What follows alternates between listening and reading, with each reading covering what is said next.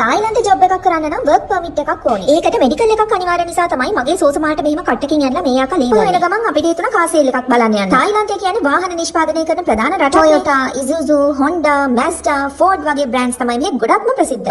තායි bath ලක්ෂ 4 ඉඳන් වාහන මෙහි තියෙනවානේ. සාමාන්‍යයෙන් Toyota Yaris brand new car එකක් මේ බාත් 5,50,000කට වගේ ගන්න පුළුවන්. කලිනුත් කිව්වනේ බාත් රුපියල් කරගන්න නම් රුපියල් 10න් ගුණ කරලා second hand car එකක් බාත් ලක්ෂයකට උගලන් ගන්න පුළුවන්. මේව දැකලා ඉතින් මටත් රතගාය හැදුණත් අපේ මහත්තයා තමයි මතක් කරේ ඔක්කොටම කලින් ලයිසන් අරගෙන ඉන්න කියලා. ආයෙත් ඔෆිස් ගිහින් වැඩ පටන් ගත්තා. ඒ වගේම බර්ත්ඩේ සර්ප්‍රයිස් එකකුත් තිබ්බා. කැන්ටීන් එකෙන් ලන්ච් එක ගන්න උනත් මං ගන්නේ මේක.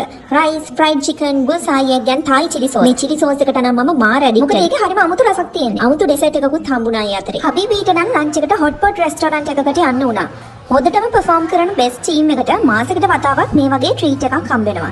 ඉතින් අපි හබීගේ team එක තමයි මේ පාර win කරේ. employees ලගේ කැපවීම උනන්දුව මේ විදිහට appreciate කරද්දී එයාලා මාරම විදිහට සතුටු වෙනවා. ඒක පේනවනේ ඉතින් මෙයාලගේ මූණවල් වලින්. යන්න කලින් කියන්න ඕනේ. ගොඩක් කට්ටිය අහලා තියෙනවා ස්වාදිකා කියන්නේ මොකක්ද කියලා. ඒ කියන්නේ තායි භාෂාවෙන් ආයිබෝවන් නැත්නම් goodbye කියන එකට. හිතත් හම්බෙමු එහෙනම් ස්වාදිකා.